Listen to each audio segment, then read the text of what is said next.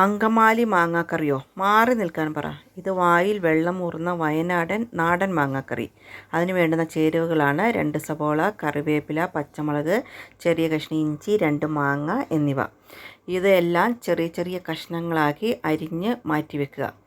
എന്നതിന് ശേഷം അതിനുള്ളിലേക്ക് ആവശ്യത്തിന് ഉപ്പ്, മഞ്ഞൾപ്പൊടി, മല്ലിപ്പൊടി, വെളിച്ചെണ്ണ തന്നെ ചേർക്കണം. 2 ടീസ്പൂൺ വെളിച്ചെണ്ണ. ഇത്രയും കൂടെ ചേർത്ത് നന്നായി തിരുമ്മി പിടിപ്പിക്കുക. അതിൻ്റെ വെള്ളം ഇറങ്ങുന്ന വരെ ഒരു 5 മിനിറ്റ് നേരമെങ്കിലും തിരുമണം. ആ തിരുമുന്നതിലാണ് അതിൻ്റെ ടേസ്റ്റ്. പിന്നെ തേങ്ങയുടെ 2ാം പാലും ചേർത്ത് ഒരു ഫ്രൈങ് പാനിലേക്ക് അടുപ്പത്ത് വെച്ച് നന്നായി ഇളക്കി യോജിപ്പിച്ച് മൂടി വെക്കുക. 10 മിനിറ്റ് നേരം തിളച്ച് കഴിയുമ്പോഴത്തേക്ക് ഏകദേശം 2ാം പാൽ കുറുകി വരും. അതിനകത്തേക്ക് നന്നായി കുറുകി വരുമ്പോൾ 1ാം പാലും കൂടെ ചേർത്ത് ഇളക്കുക. ഒരേ ഡയറക്ഷനിൽ ഇളക്കണം, നമ്മൾ മോര് കറിയൊക്കെ ഉണ്ടാക്കുന്ന പോലെ. എന്നാലാണ് അതിൻ്റെ യഥാർത്ഥ ടേസ്റ്റ് കിട്ടുള്ളൂ.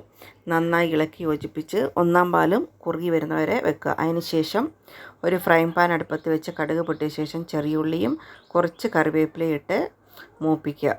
ഒരു ബ്രൗൺ കളർ ആകുമ്പോഴേക്കും അതിനകത്തേക്ക് കാശ്മീരി മുളക് പൊടി, ഞാനിവിടെ 1/2 ടീസ്പൂണാണ് ഇടുന്നത്.